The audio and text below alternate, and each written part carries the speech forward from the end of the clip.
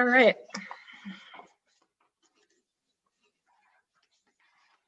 Maybe I'll just make an introduction / welcome and wait for another 2 minutes or so before I get started in the real part of the lecture. So, speaking to my notional audience, who I can visualize clearly, even if I can't see everybody, did we not reach a really tough week in the semester this week? And was today not a very taxing and demanding day? Yeah. So do your best to stay focused. I know it's not easy, and you'll have seminar on Monday to talk about ZONG, and I've set up the assignment in a way that really it asks you to spend some time, but it doesn't need you to be focused in an analytic sentence writing way, except insofar as that comes easy to you. And then next week's readings are really something special that I think you're going to love. And there's no seminar discussion of that. It's just a kind of one and done. I want to share some of these poems with you. I'll write a module that gives you some links to some recordings of the poet delivering their own work. And I hope that you all, with me, just be ravished and galvanized by them. So this week's reading is not in that mode. I am riveted by this poem, ZONG, without fully understanding it. And the only thing that I want you to do to prepare for seminar on Monday is to spend some time with the poem over a few days and create some kind of a record in any medium. Yes, it can be words. I know for some of you that just is so much your favorite mode that you can stick with that. But all that you'll be uploading to your seminar coursework site is some kind of a record in any medium. Could be a collage or a diagram or a drawing, could be a song or a dance of the experience of reading the poem in parts, reading the poem without fully understanding it, reading the poem without being ready to come up with some kind of an overriding statement of what it is and what it's about. I want you to remember what I said last week and what you'll hear me say again. And Marie, ready for that first quote now. Marie will post it to the chat. You do not need to understand everything in order to start interpreting a poem or critical text. We have to learn to tolerate the discomfort associated with imperfect knowledge. Now, ZONG is a perfect poem for us to talk about that with, because I know that there's a bit of a tendency, like, let's say, yes, Andrew contributes the thought, sublime confusion. That is where we are going this week. I know that there's a bit of a tendency, if we read a poem that is hard in the way that, let's say, the Aeneid was hard, for you to think, oh, you know, the professor might understand it all and I don't understand it yet, but if I worked really hard for a long time, yes, I can get there. I can understand it fully. Well, it's doubtful even in the case of the Aeneid whether any one person truly understands everything about the poem. Poems are complex creations and will continue to surprise you with new details, with new insights, even if you've been reading the same poem for decades. Dream Haiti is another example of a poem like that. You see how you could be a scholarly expert on Brathwaite's poetry and on Dream Haiti, and have there still be puzzles in the poem, puzzles that might open themselves up unexpectedly or might remain indefinitely mysterious. ZONG is that much further towards being something that in its own intrinsic nature resists comprehension, for reasons that I will tell you some more about today that will give you a sort of framing, conceptual frame for thinking about it. But it is very, very important, if we want to be powerful readers of literature, for us to accept that there are some works that we will never get to the bottom to, that we can only imperfectly understand, and that are still meaningful and productive for us to read and to try and describe and talk about and make arguments about, even in that state of imperfect knowledge. So to follow up on that phrase, sublime confusion, I thought I'd share with you a passage that I like a lot and that some of you may have encountered in other contexts. And this is a passage from the letters of the poet John Keats, who, as well as writing amazing poems, wrote really incredible letters. And Keats came up with a phrase that he called negative capability. Marie, you can go ahead and post the phrase and the passage in the chat now too. So Keats was having an argument with a friend of his about poetry and what made it great. And he had this realization that he then describes in a letter. At once it struck me what quality went to form a man of achievement, especially in literature, and which Shakespeare possessed so enormously. I mean negative capability. That is, when a man is capable of being in uncertainties, mysteries, doubts, without any irritable reaching after fact and reason. Can someone unmute themselves? I will go and check, but we're getting. Okay, good. Thanks. Yeah, we're back. So if you've started to dip in to ZONG, you might see how that concept that Keats defines could be useful for us here too, that fact and reason and our analytic capabilities are finally insufficient in the face of poetry. And we cannot be either creators of poetry or, I think, really effective and imaginative readers of poetry unless we are also capable of being in uncertainties, mysteries, doubts, to use those words of Keats's again. So let's do a little initial snippet of that kind of work together. I think of the state of mind that you need to be in to approach a poem in this spirit, or to approach a poem that really resists analytic interpretation. It's a little bit like meditation or a meditative state. It involves achieving a state of openness in the mind and receptivity, and giving up some of the kind of voluntary control that we usually have when we're in academic environments. So let me share the screen.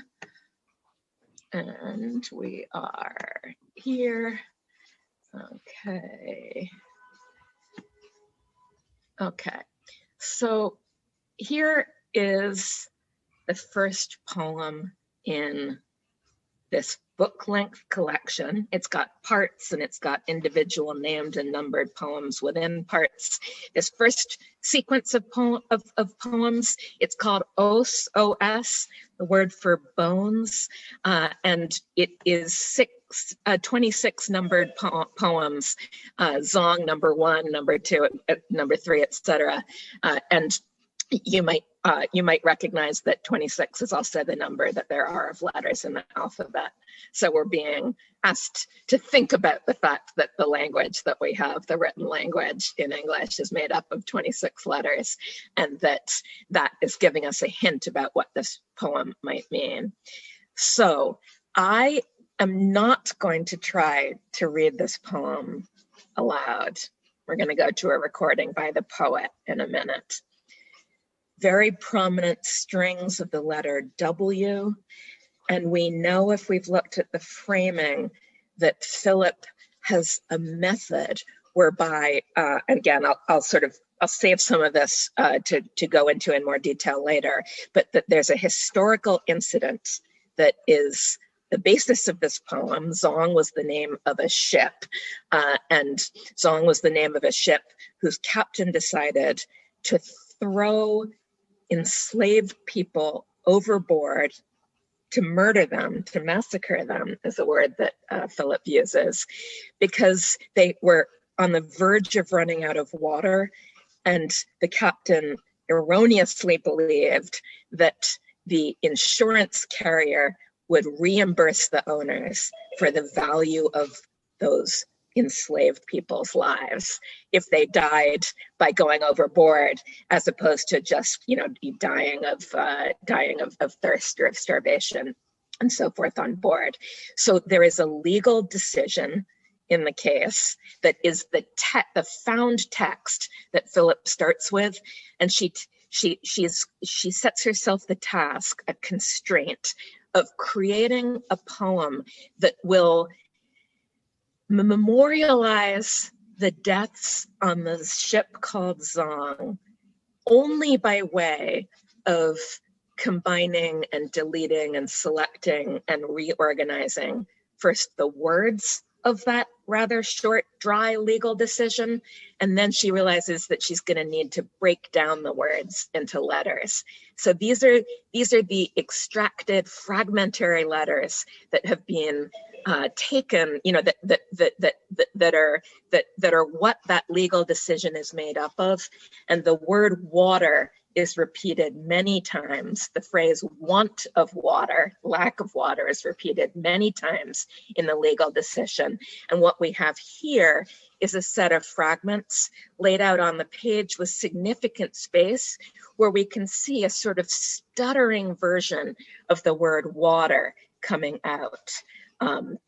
One, those homophones, days, what, right? So we don't really know how to make sense of it with the eye, and we can hardly even imagine what it would be like read aloud. The other thing that I'll point you to, it's a 2-page poem. I'll go to the second in a minute. At the bottom here, there are 6 names that broadly speaking are African, and that if we turn to the glossary materials at the back of the book, we can learn more about the different language traditions, the different cultural groups and language traditions that these different names come from, more specifically than just to say, in the most general sense, African.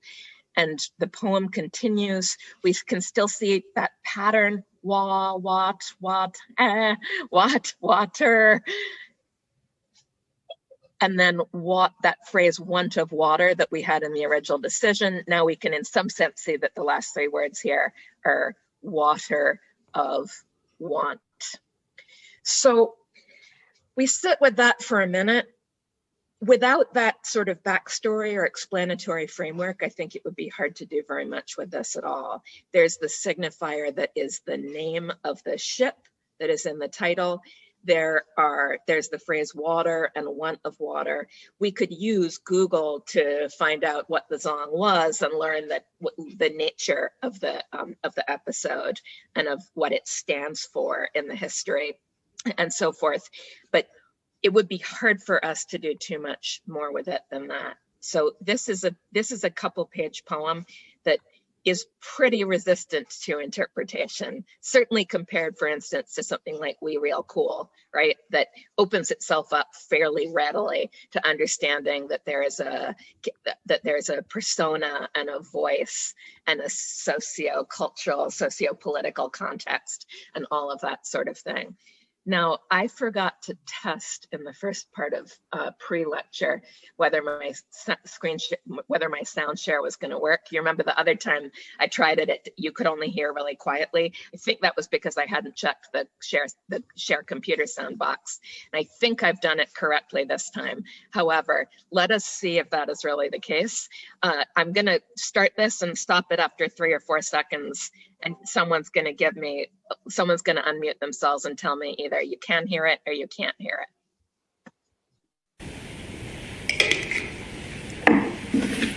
ZONG 1. I can hear it.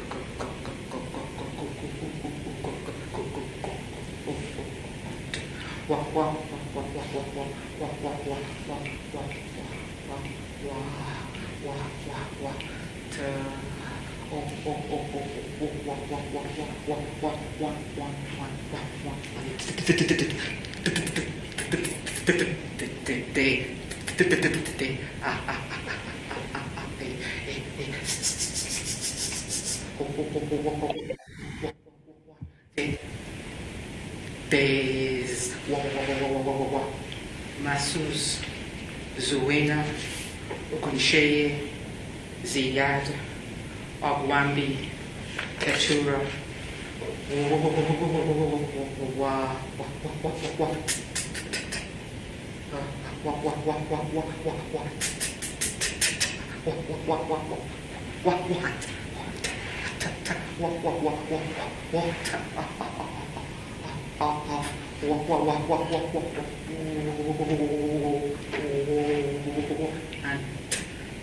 Abba, Shemenka, Naima, Oba, Isha. So just to remind you of what that looked like on the page, we can hear, once we're hearing the poem, those names as a powerful, almost counterpoint to the language of the main text. They have a kind of authority and a coherence. They are a litany. We can understand much more about them compared to this really broken, fragmented language that has been reduced to its fundamental parts, its broken down sounds. Its nature as sound is much more present to us than the meaning in terms of syntax or grammar or, even words, let alone sentences. And we hear those parts and we hear them, think if we heard it without having a context for what it was, that it might be a chant that was part of a religious ritual that belonged to a mostly oral culture, right? We might interpret it. We might use our other context to interpret it in that kind of a way. Let me move now. I'm going to keep on using these screens. Let me get to here's the annoying thing where the bar at the top is covering up my window. Sorry, let me close some of these other ones.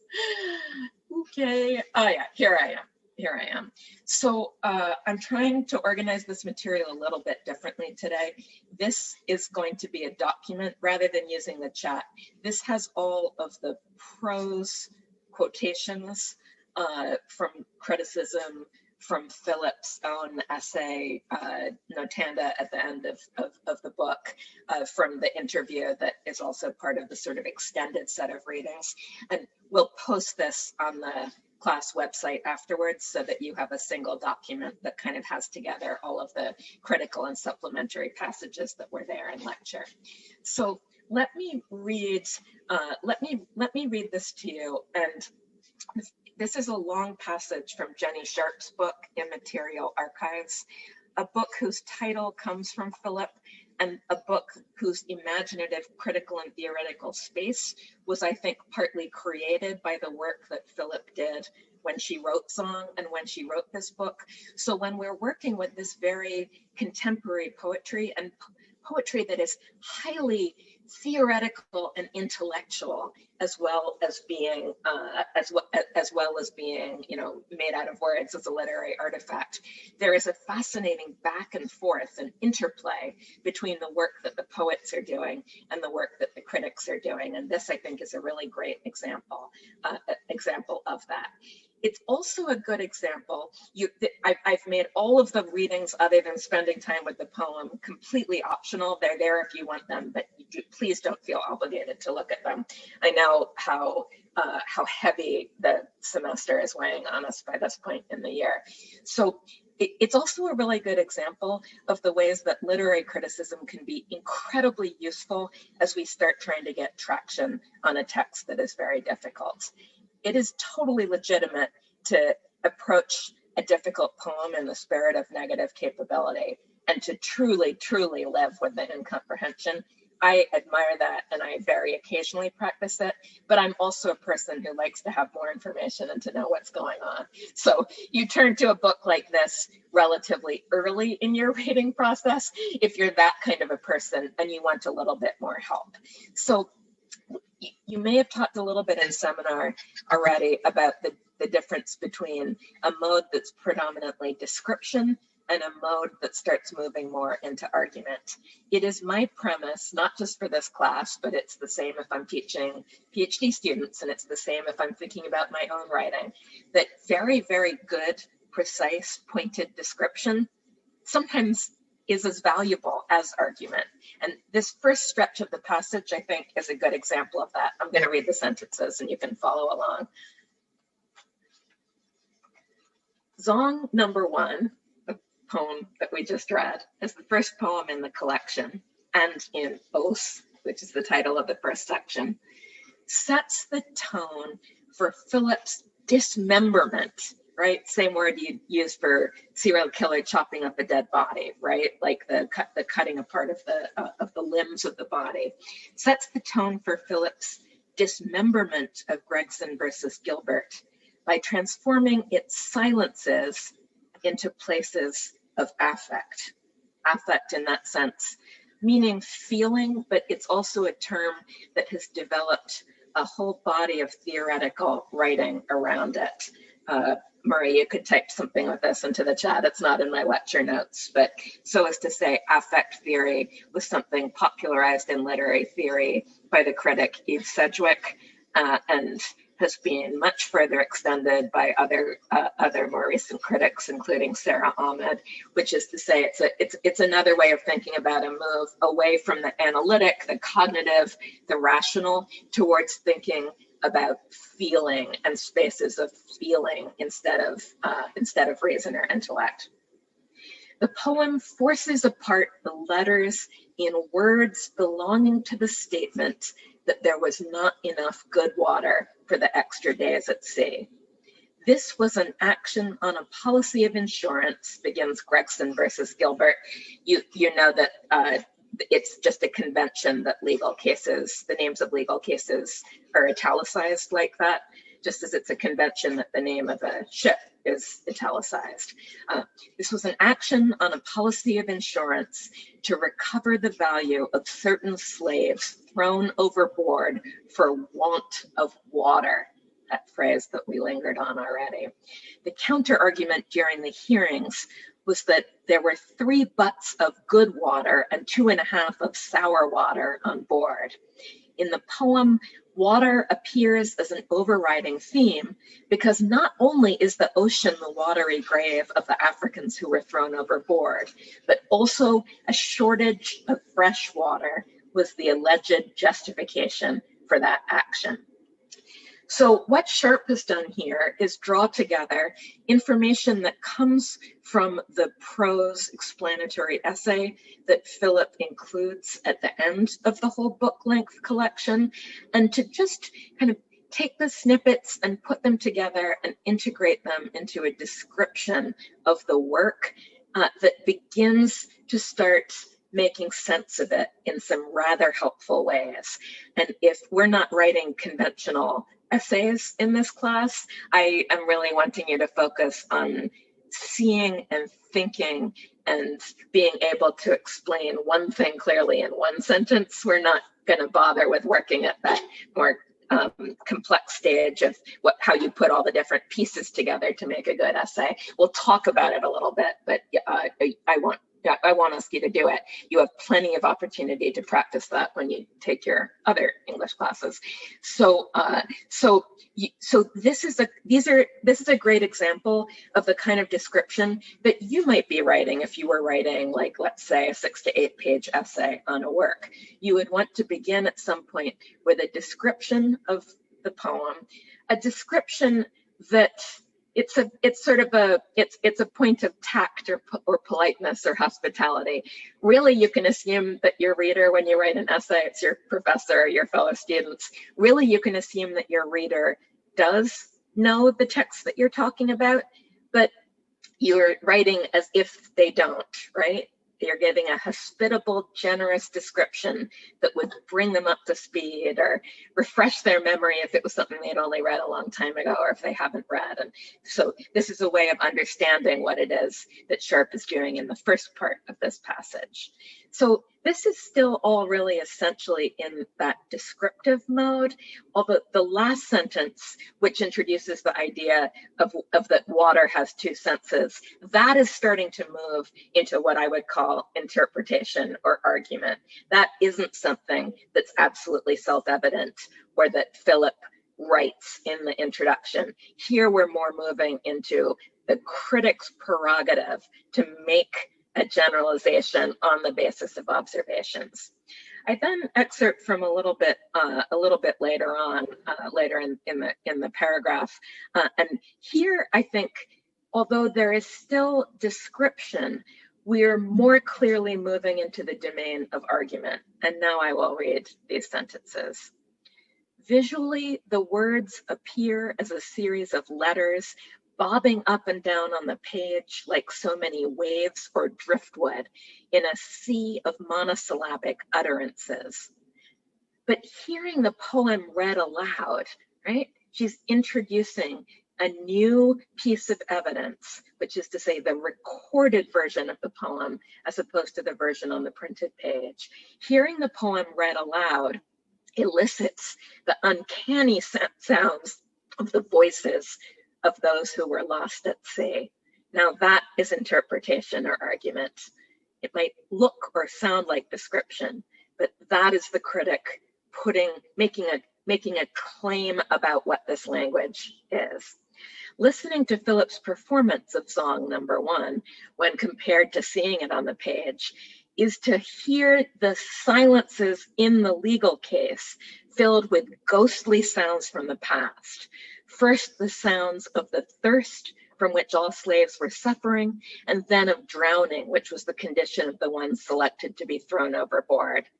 The experience the voices convey, which is at the heart of the legal case, but about which the case is silent, is of life being cut short through an unexpected and unwarranted death.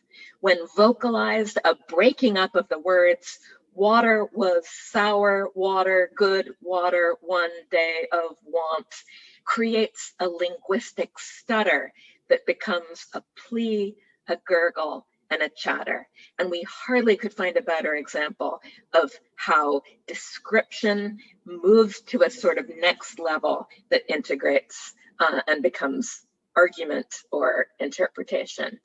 Okay, let me stop sharing screen for just a little bit. So Sharp, as I've said, has drawn on some of the same sources that I use to help me prepare for lecture. In the middle of the module, I give you a direct link to that essay called Notanda at the end, that prose piece at the back of the book, where Philip tells the story of how she came to write this poem and explains some of her choices. Choose for yourself. Maybe you don't want to have all of that information before you spend your time with the poem. You certainly don't need to have it, but it's there if you want it. So I want to hark back briefly to Brathwaite and to something that we were thinking about last week with regard to Dream Haiti. It's a passage in my mini anthology, something that he says in one of those interviews.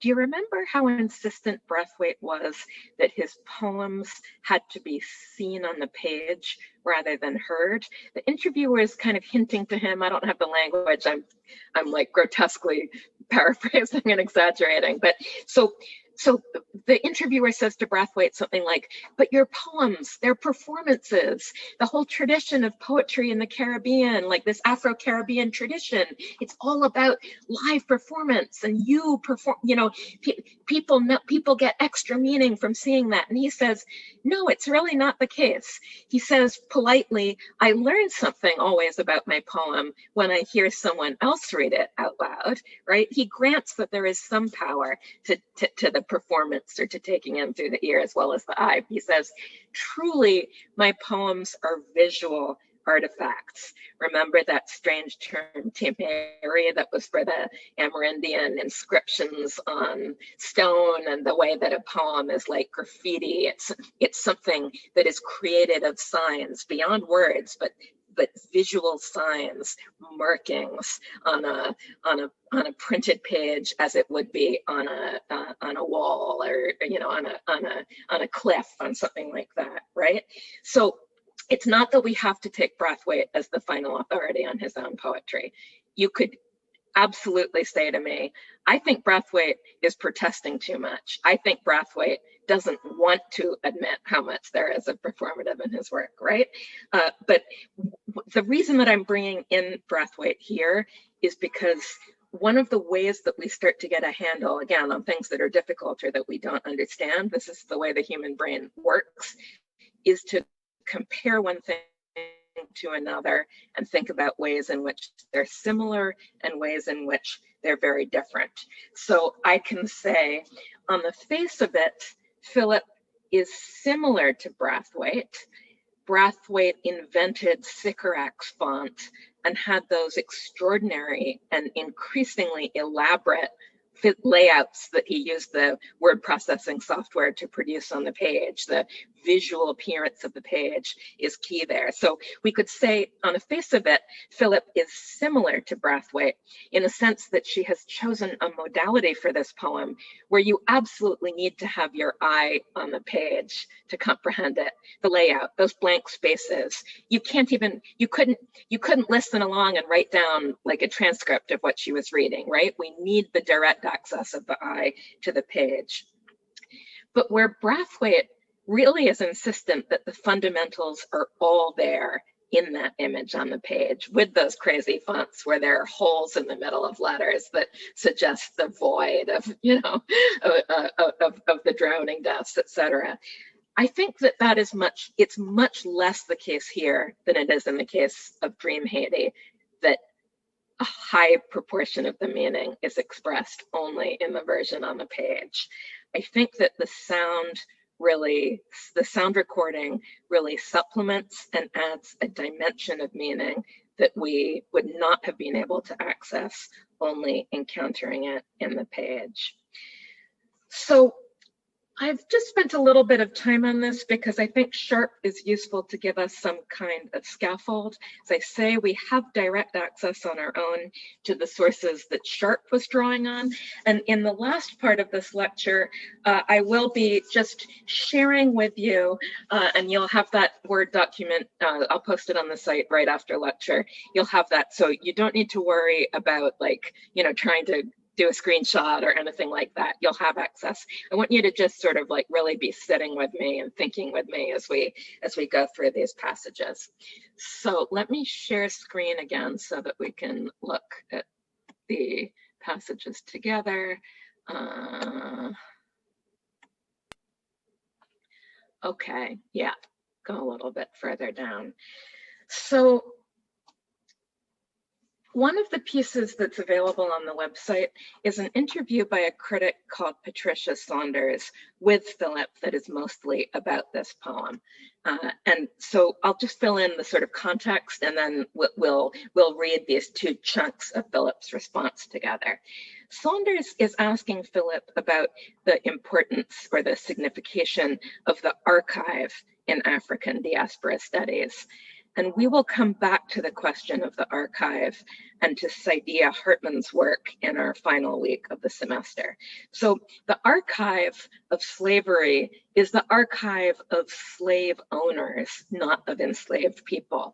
It's the papers that are in the British Library because very wealthy landowners who also were very involved in the slave trade left their papers, and they ended up being cataloged and being this kind of a record of the slave trade only from one side. There is not a written record in the archive of the perspective or point of view of those people, those individual people who were African and who were captured and sold and were shipped over through the Middle Passage, as it's called, to the New World, and many of whom died on the way, many of whom did live longer lives and still were very unlikely to have access to in the 18th century still, especially to record keeping tools, to have a place in the archive. So Philip notes a rather extraordinary detail in her essay at the end of the book. In the inventories of slaves that you can go and look at in these British research archives or colonial research archives, there are inventories that do not even give names for the individual human beings. Philip learns this from a historian's account that she reads of the ZONG decision, and it's that absence of names that spurs her decision to give African first names from the relevant demographic groups based on what we know about who the different peoples were who were captured and bought and sold and shipped in this period. So she says something really interesting. She says we don't want to make those dead bodies, you know, those reified, objectified bodies in the archive signify or mean things. If we get into the world of reason and of interpretation and of trying to explain, we are still only in the world of the masters, of the powerful rather than the disenfranchised. Rather than making those dead bodies mean something or interpreting them, she says instead, we want to honor the dead. We don't want to become too comfortable. This is all sort of my paraphrase in our knowledge and our comprehension of slavery. In fact, we should be suspicious of the very idea that we could comprehend slavery from a vantage point that that is in the 20th and the 21st century, and that comes from the armature of academia and academic history and so forth. So I'm going to get to this passage in a second, but I did have one other bit for you first. There's a very rich conversation around this happening since really the 1990s, the early 2000s, around the question of the transatlantic slave trade. But it has found, the conversation emerges from various other places in human history.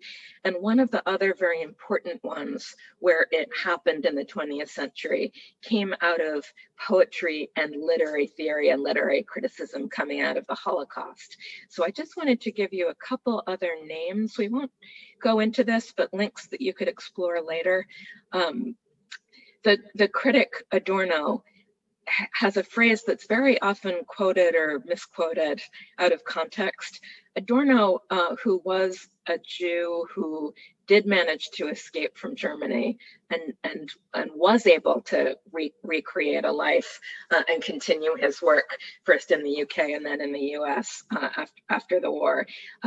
Adorno wrote something that goes something like this: to write poetry after Auschwitz is barbaric. So Auschwitz being one of the main death camps that the Nazis ran, and Adorno making a comment as a cultural critic thinking post-war that to write poetry after Auschwitz is barbaric. And the poet whose poetry, what would I say, perhaps most embodies the agonizing conundrum of what it meant to write poetry after Auschwitz is the poet Paul Celan. He wrote a poem called Death Fugue that is probably his best known poem translated into English. And Maria is just going to share those couple links if you want to track them down later. Death Fugue is an extraordinary poem, and I've given you a little link on Adorno as well. He's someone whose name and whose writing you might encounter in other classes that you take in this department. So now let's come though back to Philip's response to her interviewer, this question about the archive.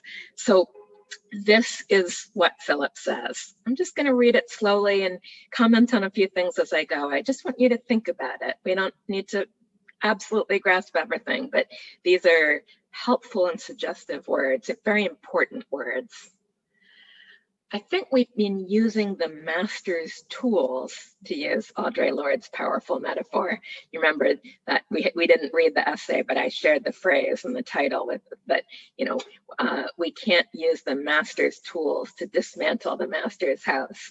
So Philip is invoking that phrase. I think we've been using the master's tools to dismantle the structures that hold us fast. And that what is happening, as I said yesterday, is that we are beginning to fashion new tools to do the work, because the work cannot be done successfully using the master's tools.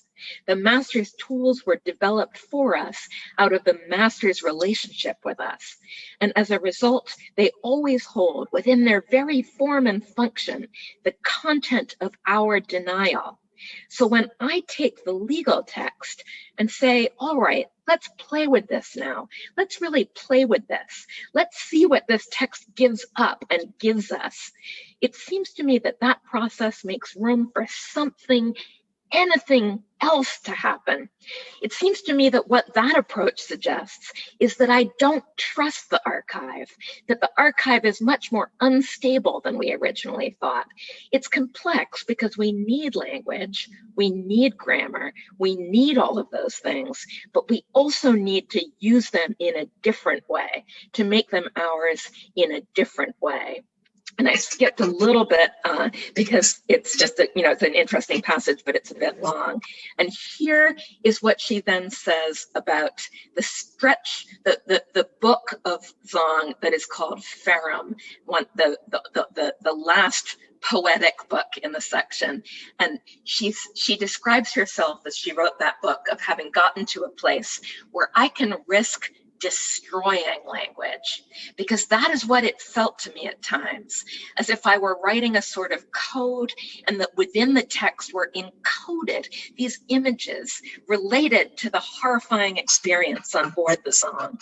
And in writing that code, there was the sense that I was really fucking with the language at its most integral level. It was as if I was finally getting my revenge on something that had fucked me over for so long, that I felt that this broken, stumbling thing that Ferrum is my very own language. For the first time in my writing life, I felt this is my language. The grunts, moans, utterances, pauses, sounds, and silences. I feel that now in a powerful sense. And I hope that you are hearing with me the echo that comes of the idea of Caliban, whose mother was Sycorax, Caliban, who said, "You taught me language, and my profit on it was I know how to curse. The devil be on you for teaching me your language." That I lost the exact phrasing in the last part there, but it's another echo of that conversation about Caliban and that reclaiming of the subject position of Caliban and of the grunts, moans, utterances, pauses, sounds, and silences that we can see or can hear in this poem. Let me skip a little bit further down in these notes. I'm keeping an eye on the time, and I think it would probably be a good day to have a not super long lecture. I know how exhausted we all are right now. So I'll share the file, and there are some more things that I pulled out of this essay that is called Notanda. The text of the legal decision is a word store. The case is the tombstone, a public monument, right? And she gives a bunch of different language that's interesting for us to think about how the poem is laid out on the page. But I want to go down to the end here. 2 passages. Is this the right place? Yeah. No, sorry. The poems resist. Oh, I've got things in my notes that aren't here. That makes sense. All right, we'll stop screen sharing and I'll just go back to my real notes. So a meta thought to as we start to wind things down here. Can you see that for me, I've been doing this for a long time, and a lot of the tools that I have now are the same tools that I had when I was an undergraduate student and then developed more fully when I was a graduate student. For me personally, one way that I start to process this new material that comes like, whoa, there were 5 different PDFs, you know, with a lot of different material in them. What am I going to do with it? For me, I read and I use a lot of Post-its because I'm not that crazy about writing in actual books. And I print my PDFs and I mark them up. And my way of starting to make that material mine and to really integrate it into my consciousness, so it's not something I'm awkwardly grasping for, but it's something that I really feel and like know and can really put leverage, you know, on the poem in order to understand it, is to take those marked up bits, those bits marked up with Post-its or pen or paper, and type them up into a simple Word document. Now that is old school, and your seminar leaders, you can ask them on Monday if you're curious. Almost all of them certainly have more modern tools. If you're not a fast typist, you could use a scanning app on your phone or tablet to extract those passages that you think are going to be important to you. You can use a system like Zotero or Evernote to manage the content. And you can start building on your computing device or your cloud storage or whatever. You start building your own archive, an archive that's there so that when you read another poem next year in a different class, in a different context, that you think, whoa, this is also a poem that's using strategies of fragmentation and incomprehensibility in order to try and represent the unrepresentable violence and trauma of the slave trade. You're not like, what was that author who said that? But you've got not just your big archive that's all the underlying PDFs, but you've started to do that work of sorting and extracting. A commonplace book is another way of thinking about it, a technique that early modern readers used to kind of extract the bits that they wanted to remember or they wanted to be able to access more easily, and so forth. And you can start having some really, it's like the processes of refinement that lead to a perfume being created, something much more dense and powerfully potent that you will be able to really access and really use to evoke a whole set of readings and history of your thinking and thought and so forth. There's a really amazing image that Philip gives in Notanda. She talks about the sculptor Henry Moore, working with these enormous blocks of stone out of which she's going to carve a figure. And Moore thought of that work as removing the extraneous material to allow a figure that was locked in the stone to reveal itself. And Philip says she sees herself the same way. The stone is the text of that initial legal case, and she is working with words rather than with stone, and she is taking things away until the thing that remains will be the work, the expressive work of art itself. So I have relied pretty heavily in this lecture on these sources that are not just criticism, but that are actually, the author writing about their own work, or the author view speaking kind of candidly and really fully in an interview with a critic who knows what questions to ask. Now, even with contemporary writers, we're not always going to have that kind of material. The further back we go, the less likely we are to have exactly the right kinds of questions and so forth. So that I just share in my final few minutes a couple other strategies that you may or may not be useful to you, that you could have in mind for reading this poem or for approaching other literary works that you encounter because you pick them up in or out of class and want to understand them. One thing that struck me as I was rereading the poem over the weekend, I don't really have time to go deep into it, but there's an interesting choice of texts for epigraphs. You know what I mean when I say epigraph, right? That brief quotation with the author's name that you might have at the top of an essay or a section and so forth. So one way of trying to get a sense of the whole of this poem or of the bigger picture meaning of the poem would be to go to those small things, extract them and put them together and see what kind of a story emerges. It is in fact something that one of you might like to do for your assignment for Monday. Go and just like make yourself a little anthology of those epigraphs and do some thinking and some musing on what taken together they mean and what kind of a story is emerging from that. We have Augustine of the Confessions, Augustine who is so fascinated by the self and the relationship between past and present and the infinite nature of time and the incommensurability of sort of, you know, theological, that's not quite the right word, theological time versus human time and so forth. We have Thomas More, the Saint Thomas More. That's my favorite of these epigraphs. Philip quotes More as saying, "The poet is the detective and the detective a poet." Isn't that a great sentence? Paul Celan, the poet, the poet of the Holocaust, whose poem Death Fugue I gave you, is another one who's quoted. The poet Wallace Stevens.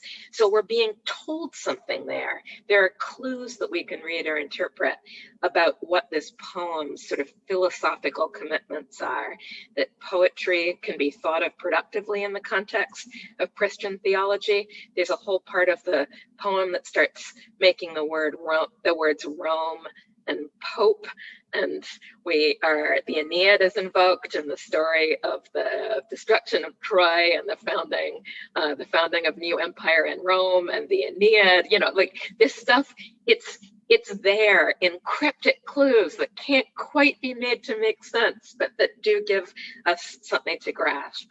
So in terms of you thinking about what it was that I was doing in sort of the larger sense, not to do specifically with that poem today, you can think of me as having showed you in shorthand or a kind of model of how we start to get intellectual interpretive traction on something difficult that we want to understand better. All of that is very well and good, but it is no substitute for spending time with the words and the pages. So that is the only thing that I want you to do for Monday. Spend some time with the poem, put aside your reason, read with your senses and your gut, your intuition rather than your analytic side. You can use the table of contents to do some initial kind of global assessment. What are the parts? How, you know, do I have a sense of how many different parts there are? You can use the sound recording if you like. You can use the author's explanatory essay. But none of this should come at the expense of letting yourself just sit with and live with some of these words, some of these pages, and begin to get a sense, however faint or vague or amorphous it might be, of what you, the aspiring literary critic, might want to make of them. How would you describe what you're seeing and what you're experiencing? And how would you start to think with it in order to come, as Sharp does, to infuse a stronger interpretive take or argument into what it is that you were seeing and describing? All right, that's it for me today. And class is officially over. Seminar leaders, I will see you tomorrow morning, and I'll go back onto the gallery view, and anybody who wants to stick around and have a bit more